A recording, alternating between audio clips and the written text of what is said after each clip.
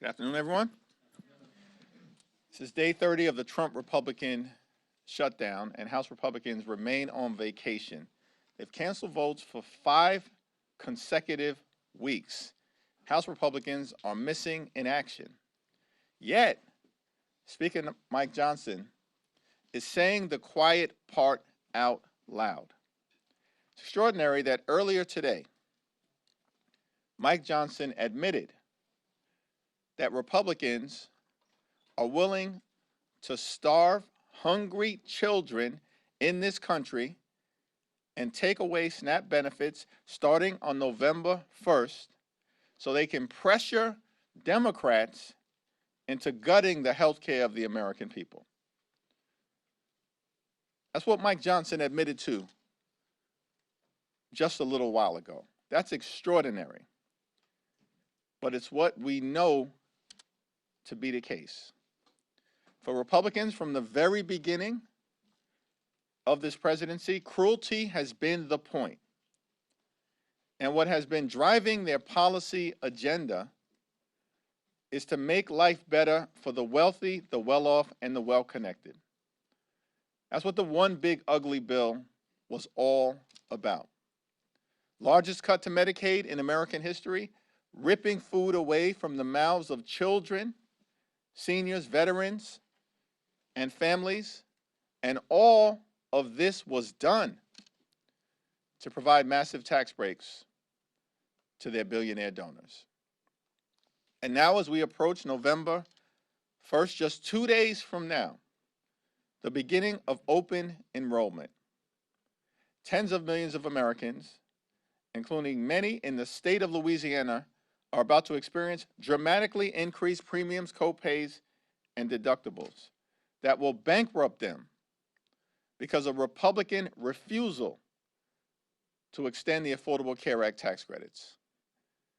Democrats will continue to stand up for everyday Americans, for working class Americans, and for middle class Americans, for the poor, the sick, and the afflicted, for the least, the lost, and the left behind throughout this country. We're in this fight until we win this fight because we know we're on the right side of this fight for the American people, to protect their health care and to stop these cruel Republicans from ripping SNAP benefits away from the American people. Questions? Mr. Leader, good afternoon. Thank you. Republicans seem convinced that Democrats are on the verge of caving. We're not going to turn around Wednesday or Thursday morning next week and there's going to be a big turnaround.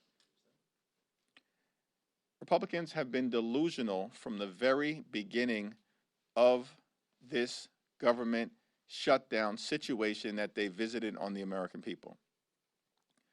Beginning in early September, Democrats have made clear, we will sit down with Republicans to find a bipartisan path forward to pass a spending agreement that makes life better for the American people. But we were never going to vote for a partisan Republican spending bill that guts the health care of the American people in the face of this extraordinary health care crisis that is impacting everyday Americans.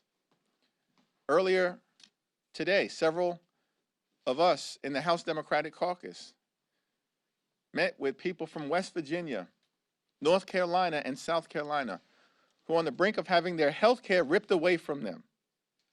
These are hardworking people, hardworking taxpayers, many from rural America and parts of the South, who are here on Capitol Hill. Republicans refused to meet with them, but we sat and spent hours with them earlier today, hearing their stories, and they were encouraging us to stay in this fight on their behalf, to cancel the cuts, to lower the costs, and to save health care. Nothing's going to change. You're not going to back down. Our position is the same position that we've had in September, the position that we've held throughout the 30-day Trump Republican shutdown in October, and it's going to be the same position that we have in November. Yesterday you said that the whip team would meet to discuss congressional pay among the caucus. I think you said a week or so ago that the caucus also was going to discuss the topic. Where have you guys come down on this? I think tomorrow is the day that the checks go out, right? Checks go out checks would ordinarily go out for members of Congress on November 1st.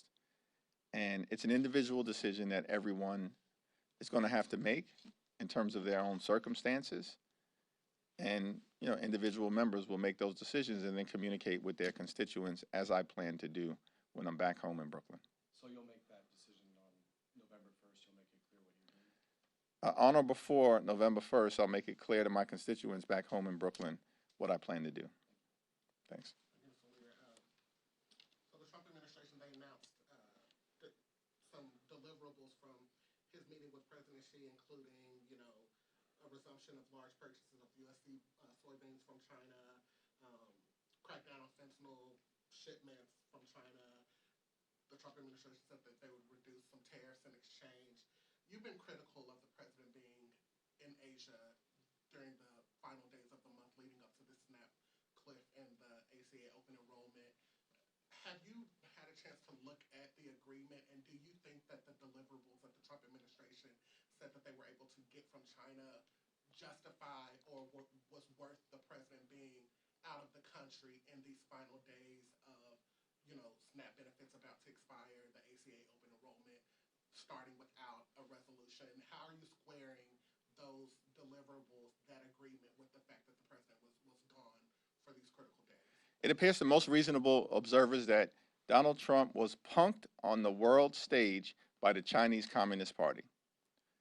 The notion that Donald Trump has created all of this trouble for the American people, which he has. The Trump tariffs are raising costs on everyday Americans by thousands of dollars per year. And earlier today, I also met with some small business owners and entrepreneurs who made clear to me in very real terms that the Trump tariffs are going to force many of them to shutter their businesses and abandon their dreams. Donald Trump created this massive inferno that's spreading all across the country and now wants to pretend as if he's a firefighter by putting out the damage that he has created and returning to what? A status quo when you've already increased the expensiveness of life on so many working class Americans and are forcing in real time farmers and small business owners and entrepreneurs to close their businesses. It was all a show as far as we can tell. And the only thing that will change my opinion on that is if everyday Americans start to actually see a change in their quality of life, which no one has experienced in a positive direction since the beginning of the Trump presidency.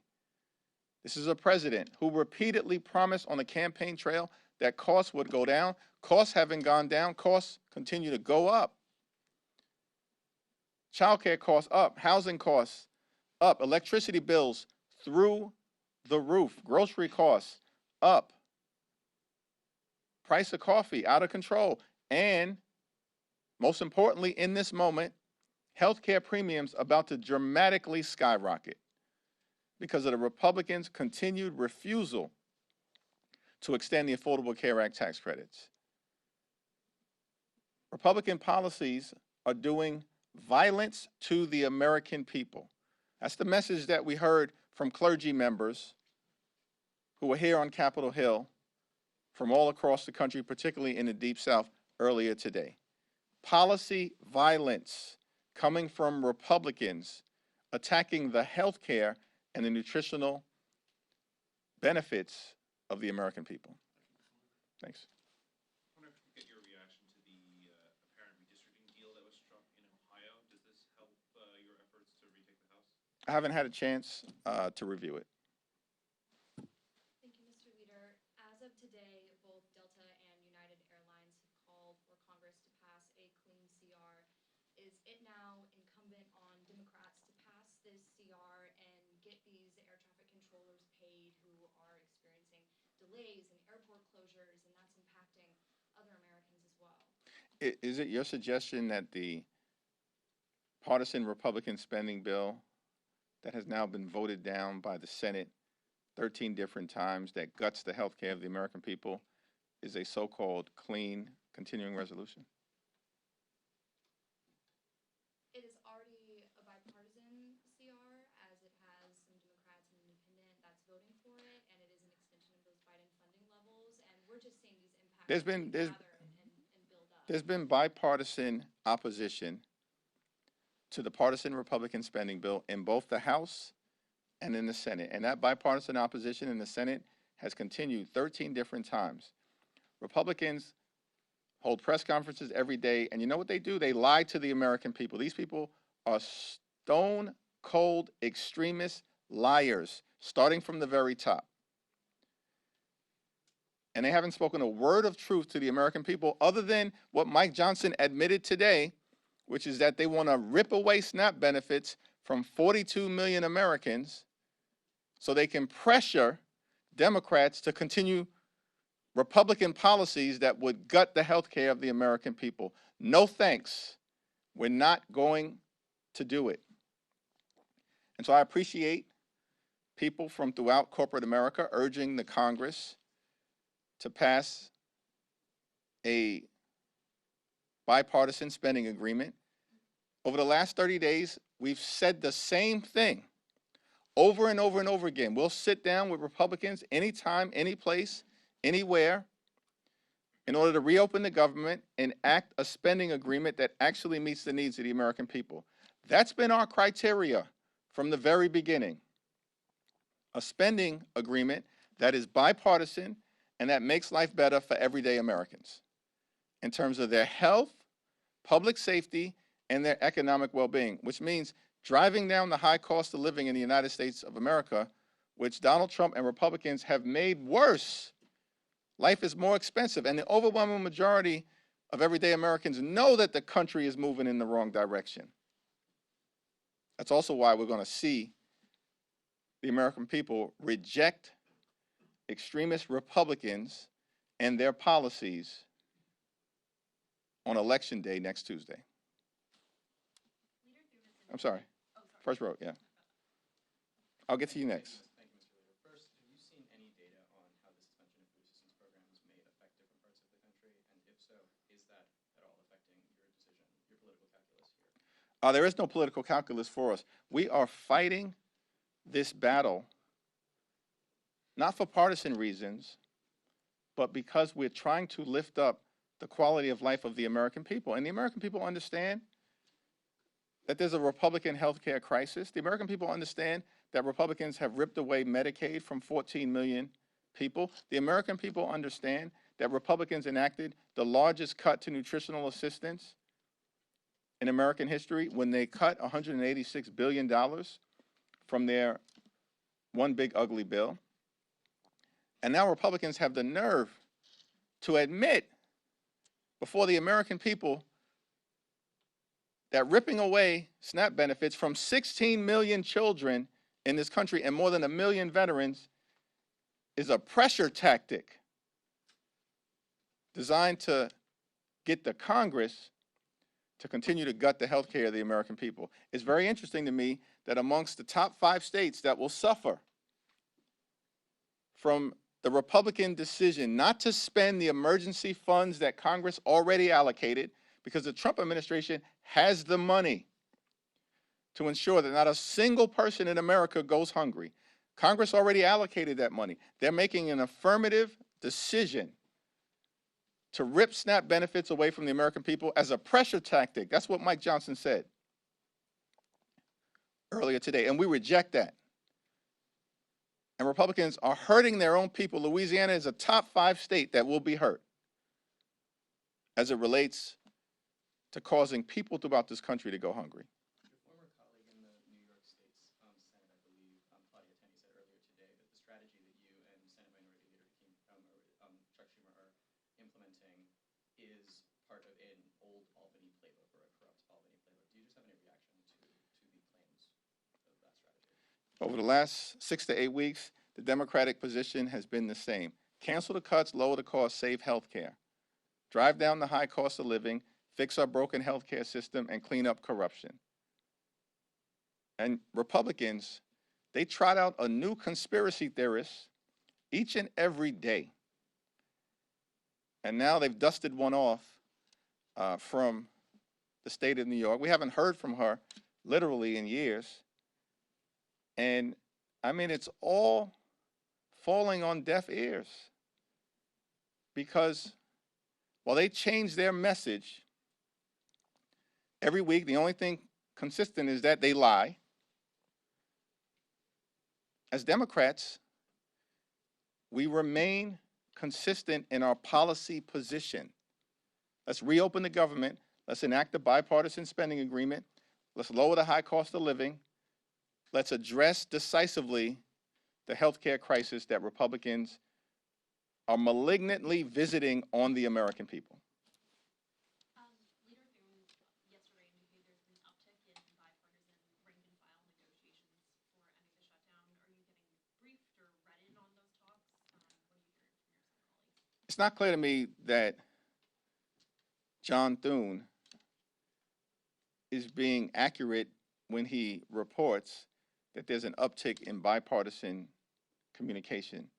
What communications is he talking about? I think there's informal conversation taking place among some senators on the Republican side who apparently recognize the need to address the affordable health care crisis that Republicans have created in the same way that Marjorie Taylor Greene has been very clear on the House side that there is a health care crisis, that we need to address the affordability issue, that we should extend the Affordable Care Act tax credits, and that we actually need some leadership coming from Republicans in the House who've been missing in action and on vacation for 5 consecutive weeks.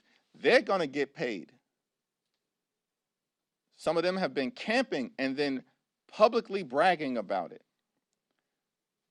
Others apparently have been in Russia. And yet, hardworking federal employees are being asked to work without pay or being furloughed and don't know how they're going to put food on the table. And the best we can get from John Thune is that he believes there's been an uptick in conversations. These people have been missing in action over the last 30 days. It's so irresponsible that Republicans continue to insist that Democrats participate in their toxic effort to gut the health care of the American people. We're not going to do it. Thank you, Mr. Leader.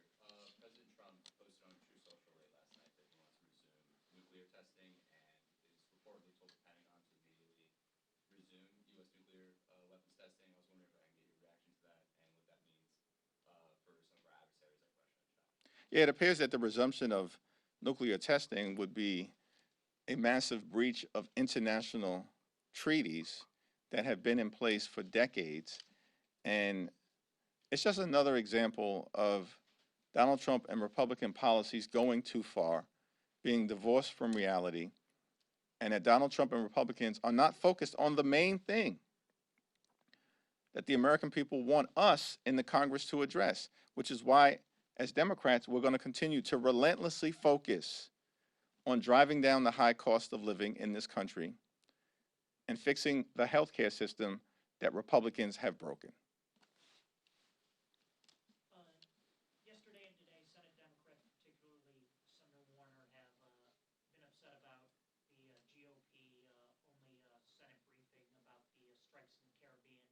You, as a member of the Gang of Eight, have you had any briefing or had any talks with Intel officials about it? No Intel talk has taken place, even amongst the Gang of Eight, and certainly no information has been presented from the Trump administration or the Intel community that provides any basis for the strikes that we've seen, anchored in the law or the Constitution, off the coast of South America. Do you believe there needs to be a briefing of the Gang of Eight? Yes. I wanted to ask, when was the last time you did speak to Delegate Eleanor Holmes Norton? And considering the recent police report that indicated she had dementia and needed a caretaker with power of attorney, do you think Yeah, I'm unaware of that particular report, and I haven't had a conversation with Delegate Holmes Norton in a few weeks. Thank you, everyone.